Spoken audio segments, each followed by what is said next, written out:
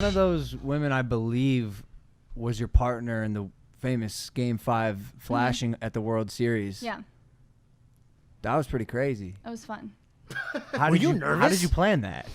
It went into basically knowing I wanted to do something viral. Yep. Something around, in the month of October for breast cancer. And then it went around, I love sports, and I knew that, like, obviously with the fan base being male-oriented, one of the sporting event would probably be the best idea to do something. And then it went into knowing where cameras were placed. And what sporting event do you know where the cameras are, where they are all the time? Yep. So football is out of question, obviously. There was a couple different ideas, and then it came down to baseball. So it was like, you always know baseball is going to be, the camera's always going to be pointed towards the batter. So what is the biggest sporting event in baseball? The World Series. Yeah. So came down to planning out the World Series, knowing, behind home plate, and just kind of rolling with that. Didn't know who was going to be in the World Series, how we were exactly going to do it. But how did you know the camera was on you?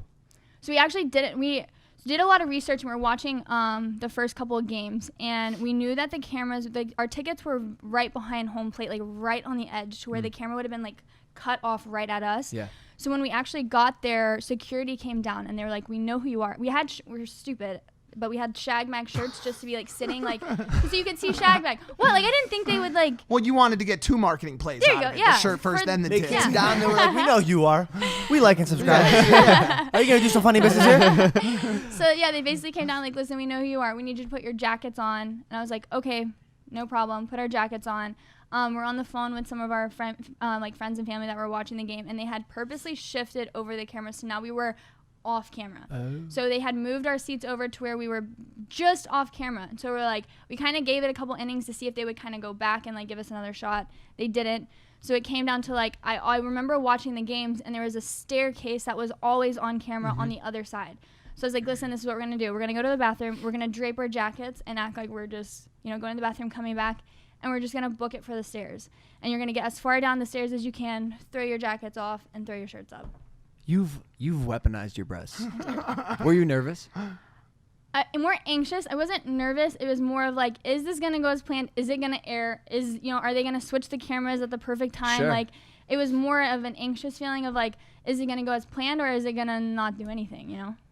It did something. It went, as everybody who knows about this event knows, it went absolutely fucking mega viral. Yeah. And I mean, was that the biggest kind of public ploy that you've done for Shag? I would say it was probably the biggest thing you've ever done, 100%. Right? Yeah. Crazy. I'm so intrigued. I had to do this when I did the double dabs at the Olympics. You have to know where the cameras are, and more importantly, when they're on. That's why I was stunned.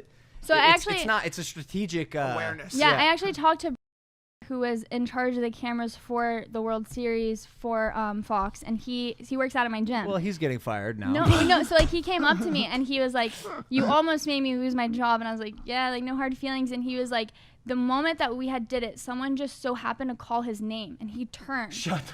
So when we did it, someone called his name, he turned, and that's when we went for it. And then by the time he turned back, it had already aired. He literally said it was literally just that split moment that someone had.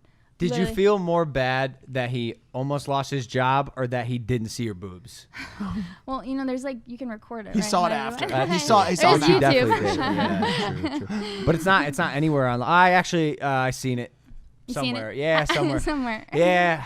Picked up by everybody. Barstool. I mean, how many new followers did you get the next day or in the next week after that happened? I think overall within the week, like 500,000. Crazy. Okay. Yeah.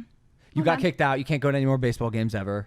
Yeah. Ever. Yeah, I'm permanently banned. Life banned. Haven't you already snuck back in one time, or you were saying you were gonna? I can't remember. There was like something like. Yeah, I ended up like back at the stadium like the next day, and then like the next game I was like planning, but I was like, it's too fresh, it's too new. If you either like threw on a fake mustache or just grew out your mustache, there's a chance you could. We have some mustaches. I'm working on it. It's No Shave November. We do. Oh, it is No Shave November. It's No Shave November. It's No Nut November. I know. Tough. Fail both of those in the first 4